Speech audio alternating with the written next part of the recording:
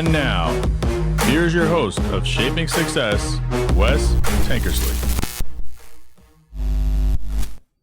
What is up, everyone? Welcome to Shaping Success. I'm your host, Wes Tankersley. Today, we have a great guest for you, Aubrey Logan. Aubrey is a singer-songwriter, trombone player. She's also got an album coming out and just released some singles. She has a great story to tell, and I want you all to hear it. But before we get to that, here's a little word from our sponsors. Check out the Living the Dream with Curveball podcast, where I interview guests that will teach, motivate, and inspire you to stop at nothing to achieve your dreams. Hey, before we get started here, can we just kind of talk a little bit about who you are, kind of give us a spiel on who you are, tell us a little bit about growing up and how you came to where you're at?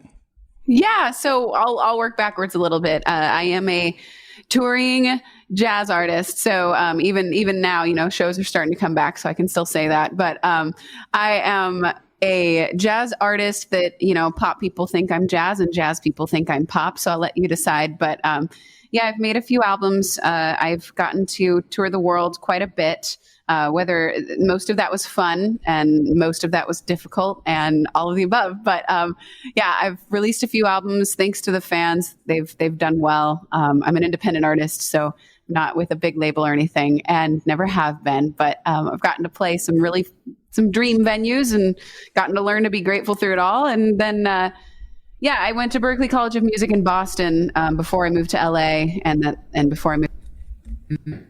Before that, I'm from the Seattle area. I'm from Snohomish, Washington. I was raised by two music educators, K through 12 music teachers. Yes, the band director married the choir director, and here I am. So I indeed had music kind of in my blood, and also just good.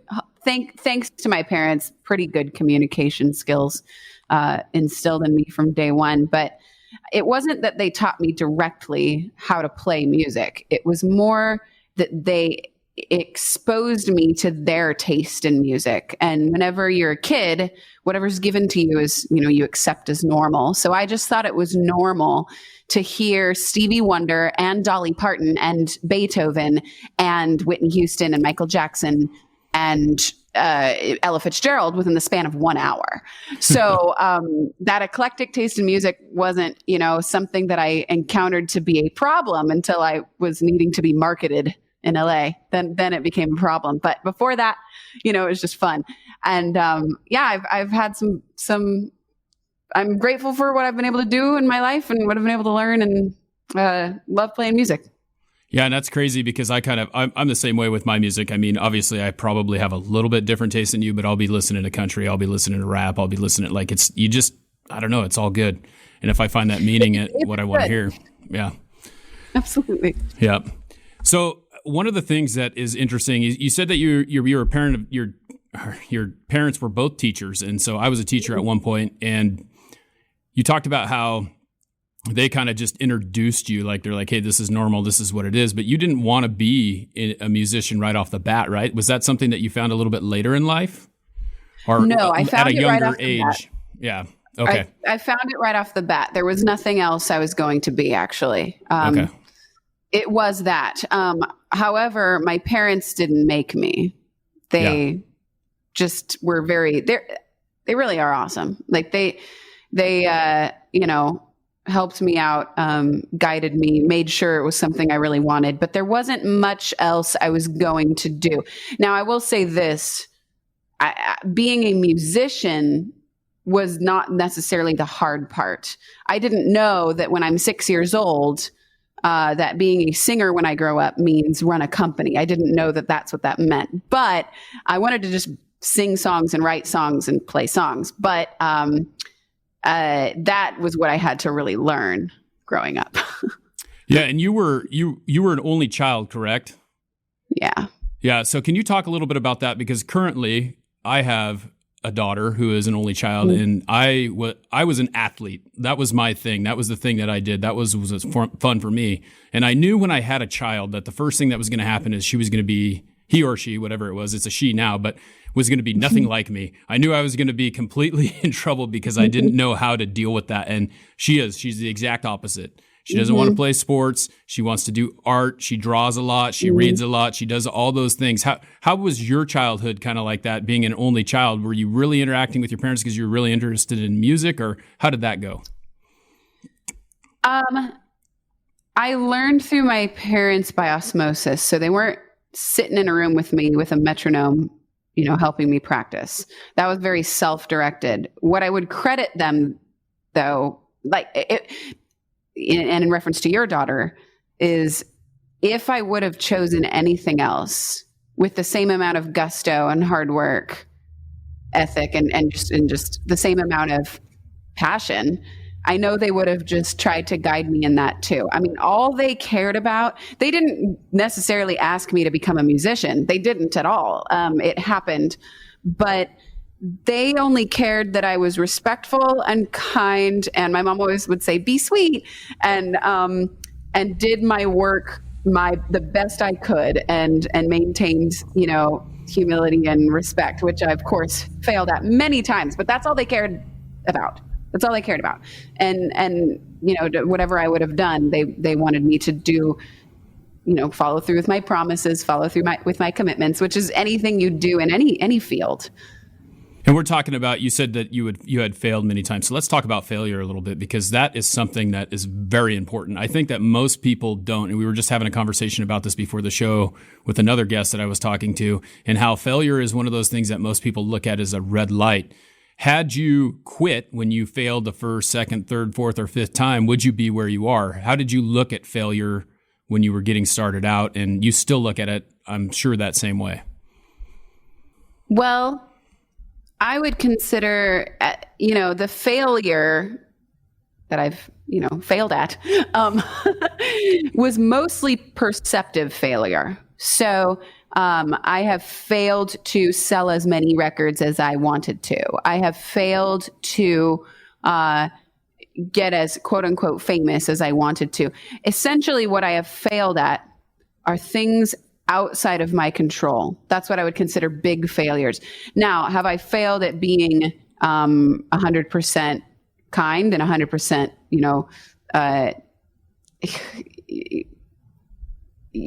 good? Yes, absolutely. But as far as like the big failures, most of those were outside my control. And I really failed by letting those unmet expectations ruin my soul a little. I have been guilty of letting those unmet expectations dictate my thoughts to the point where I would spiral into some depression, spiral into some self-pity. And that is what I regret. And if I wouldn't have pushed through, I would certainly be probably still in that self-wallowing self-pity and maybe not creating as impactful of music as I still do, only because I've learned to let, not easily, I've learned the hard way, to let unmet expectations not dictate how I'm going to feel, how I'm going to be, how I'm going to treat others, and how I'm going to work. So essentially, I've now learned that true failure is when you fail at doing something you can control. And in my industry, that's basically nothing other than how can you, are you going to pay the band on time? And when you say you're going to, are you going to at least try this tour? And if you lose money on the tour, at least you said you were going to. And so, okay, this is the risk. It's always evaluating risk and everything.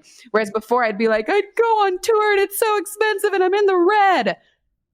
Hey, sister, that's how it is in this business. You get in the black by doing other things, or you don't do as big a tour. You can't afford it. Stop. And is that a failure? Maybe in the world's eyes, yes. But I haven't been ultimately, I've learned that I can be more content and just do a good job. Whereas before, I have to be on top of the world, and that's just not something you can control unless you want to go hundreds and hundreds of $1,000s in debt. Or whatever it might be that the cost is, that might not be worth it. You're always just calculating risk and cost, and can you have joy and be happy in the meantime is what I've had to learn. Yeah. So you talked about a little bit like dealing with the negative portion of that and how, when you failed, sometimes you got into that depression. What are some of the things that you do to get out of that? And I'm assuming that it still happens, but not as much because you've learned how to deal with that better. How do you deal with that now? Well, a little humor goes a long way. And a little bit of, I think I'm preventing a lot of that lately, whereas before it would blindside me. Before a disaster or something going wrong, former perfectionist here talking, something going wrong would be the end of the world for me, in my heart and in my mind. Whereas now something going wrong is completely normal. My husband and I budget for my tours together as best we can. And we finally learned to have one line item in the Excel spreadsheet. That's the SHIT happens line item. So I've dealt with it by prevention. And then as far as after the fact, I am a gospel believing Christian who, if I'm going to be consistent at all with what I actually believe, I have to admit to myself that I am ultimately not in control of this world and other than myself, other than my own behavior. And I can be grateful to God for what agenda he has and not my agenda, even though I can still have an agenda and do my best with that agenda. So that mindset flipped for me, and it was basically put to the test so many times that finally I'm like, okay, I get it now. I get it. Yeah, and I think that's one of the biggest things, that when you realize that you're not in control, when you finally reach that pinnacle, things start to fall together because you're not. You can't expect everything to go your way, and I'm reminded of that daily. So it's it's an interesting dynamic. Made plenty of mistakes, and yet some of the biggest mistakes I've made was being ungrateful for where it was at. Yeah, because there's a lot of people, and like we talked about, I think that people see the end result. They never see the beginning of the process. They don't know what it took for you to get from here to there. They only see you here because that's the successful portion. And so they always think that it's just given to them. Like, I feel like there's people who think it's just, they're just lucky. They just got that. That just happened for them, and it didn't happen for me. But you really had to work very hard to make that happen and do that. I mean, can you talk about a little bit about like how practicing at a young age and how much time you spent getting to where you're at? Because you play the trombone, right? And you also sing. And so those are two things. You also play some other instruments as well, right? I mean, I'm assuming. I play piano, just piano enough to write songs. Yeah. I orchestrate on piano. I don't really play it on stage, though. I'd hire somebody for that. Okay. Obviously, though, it's something that you have to practice. You can't just walk out on the stage and just go to it, right? So what is kind of your practice schedule, and how do you get ready for tour? I'm sure you prepare differently for tour than you do just on a daily basis. How does that process go? Well, I've done all the music school, college practicing that one does. You do spend 4 to 8 years, depending on if you get a master's or not, in a practice room by yourself. And that's a highly concentrated 4 years. Thankfully, I'm not living like that now. I don't practice for 8 hours a day after classes and then do homework all night anymore. But there was a season where I did that. And then, of course, growing up, I would be preparing for musical theater productions or my own shows or whatever it was that I had to do. And that's hours and hours of memorization every day. And that's, it's at the cost of hanging out with friends. It's at the cost of doing other hobbies. And there's a season for that. And so I've been through years and years of hours and hours of alone practice time, which is not for everyone. It's like being an athlete in that you must train and then when you're not training, you have to rest, and it's like that, and it's discipline. But so the discipline side of it is obviously mandatory. You can't do it without, even with God-given talent, which I know that I have. I know that things are easier for me, but that doesn't mean I didn't practice to be able to do what I can do now. As far as daily these days, then life changed a little, and I was on the road more like a cumulative of 4 to 8 months of the year. And it's pretty hard to have like a strict practice routine, while you're flying flights every day, doing sound check, doing a show, doing a meet and greet, and then rinse and repeat. So that season, I'm relying on all the work I did prior, and then just doing whatever I can to maintain. And then seasons when I'm home, I'll like put away all the show schedule stuff. I'll put away all the repertoire stuff and finally have some fun or rest, because sometimes you have to do that too. So it's a rhythm, either a daily rhythm or like a yearly rhythm, and parts of the year is this and parts of the year is this. So what are you doing when you're in between? Like, say you're on a flight and things like that. I don't know if it's private or if you're flying commercial or whatever, but are you always working on something? Because you write all the time. Are you writing while you're flying? Are you doing things in between? Are you kind of resting? What do you do while in your kind of downtime while you're touring? While I'm touring, it's energy conservation mode for the most part, because you're just trying to have a voice at the shows, and flying's kind of the anti-voice. It's so dry. It's so, it like saps your immune system pretty bad. So although I am doing a lot of writing on plane, I write a lot of music on planes. Anybody who's heard the Sunshine album knows that, or about planes. And I'm doing a lot of orchestration on planes and sometimes answering emails, but I work pretty fast and efficiently. And most of the time I'm just consuming a lot of books on a plane. Most of the time I'm just listening to an audiobook, and I'm just downtiming with my audiobooks or my YouTube cast saves or whatever. And then it's go time when we hit the ground. So speaking of reading, what kind of books are you reading? Are you reading self-help? Are you reading fiction? What kind of things are you into when you read?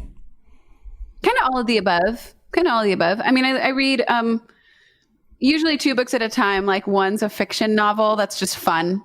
And then one's some sort of like deep history, theology, something else entirely. So something nonfiction. So usually both at the same time. One heavy book that's really that you have to like put down and digest after each paragraph, and then one really fun, entertaining fiction novel usually. Yeah. Yeah, well, I think one of the biggest things that most people don't realize is that people who are successful do read a lot, because they want to learn more and more and hone that craft and take things from other people. Like we're talking about, that's kind of what this show is like learning from other people. You didn't invent singing, you didn't invent playing the trombone, but you look to other people to help you be better at what you're doing and hone that craft. And a lot of that knowledge can be found in books, which are essentially kind of history, because they've been written and they're things that happened in the past. Yeah, for sure.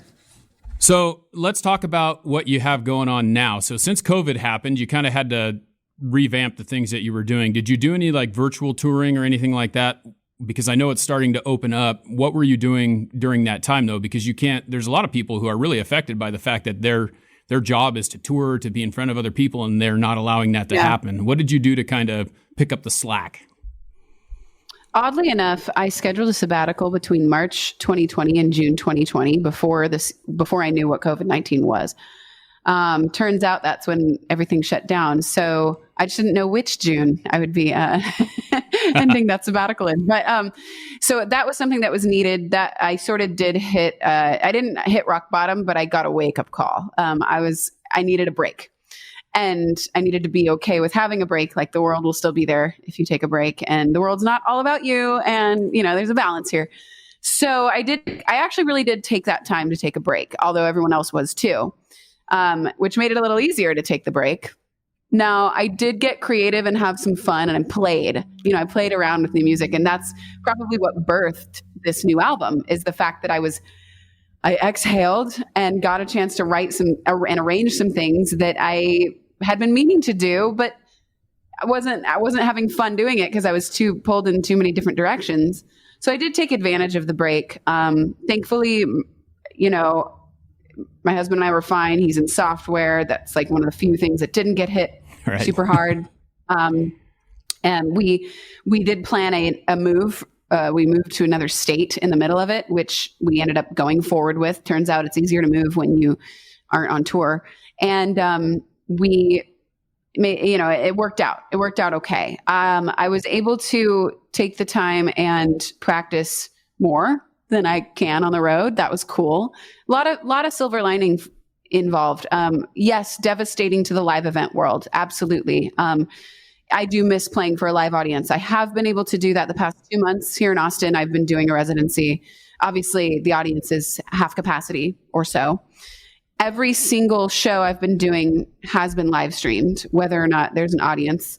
That's been, every artist, especially in jazz, which is such a live art form. I mean, it's an improvisational type of music by definition. We would rather have an audience, of course. But I have learned a few new ways to adapt. The first time I did a live stream show to a camera only with the full band, I expended so much energy and realized I wasn't getting any back. And I had to treat it more like a recording. I tried to tell myself after, okay, I basically blew my voice out on that show. Why? And it's because there's nothing coming back. There's no adrenaline at all. And I'm in the car driving home from the studio kind of going, I need to treat that more like a recording session and just be a little more inward. I'll still give what I give, but I have to like switch it in my mind a little bit. Otherwise I'm going to blow out. And so that I had to learn. Thankfully, the live shows are trickling in. I mean, people can find them on my website and like sign up for the mailing list and get the notices when I'm in their town. And as they trickle in, I make announcements. And instead of announcing a big tour, it's just like, okay, another show in this city, depending on what's going on. I don't think the live streaming will go away though. I think even when there's a bunch of people in the room, I'll keep doing it. Which is good because it just gives you another audience to work for. So that's great because you can live stream and you can sing to an audience and have even more people watching your show. That's exciting. Absolutely. So we have a couple songs here. We're going to play one here real quick. It's called, and I might butcher this, is it Louboutins? Is that correct? You got it. It's the name of the design. Every woman in the world knows about Louboutins. They're the most pretty shoe in the world. And I wrote it after a stylist once told me that I needed a stylist when I first moved to LA. Like I was not doing well. And he said, sweetie, you're a nobody. And in order for you to be a somebody, we need to buy you some Louboutins. And so I wrote this song about like how pretty the shoes are. Yes. But also kind of like, I'm so exhausted faking it, and that's kind of what the song's about. All right. Well, here it is. Whose floor are you treading on? I can't dance in these Louboutins. They kinda hurt my feet. I wanna take them off. I know they'd be expensive and you think they're hot, but baby, I just can't dance in these Louboutins. It ain't about the money. It ain't about the beat. It ain't about your diva or the shoes upon her feet. Don't matter where you are, they'll make you feel like you belong. It's just, I can totally see how you could really blow your voice out and do all that you were talking about with that because you're just so into it. You're just, it's such a visual thing and you're helping other people. And being in a studio trying to make that happen when you have no energy coming back at you has got to be a total adjustment. That setting is okay, the one you just saw, because of the fact that it's in a studio. And when I'm in a studio, I'm like conditioned, just sing.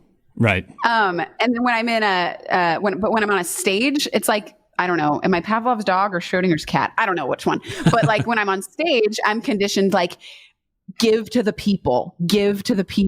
And so that what you just saw wasn't so bad. It was actually quite comfortable. Because I was just singing for me. Right. In a studio. But on stage, I'm very much, it's been very hard because I've been doing the live stream shows with no audience on stages. I've been doing them in a jazz club where there's supposed to be people. Right. And playing to an empty room and trying to give what I give to the camera. A camera is a metal object, turns out.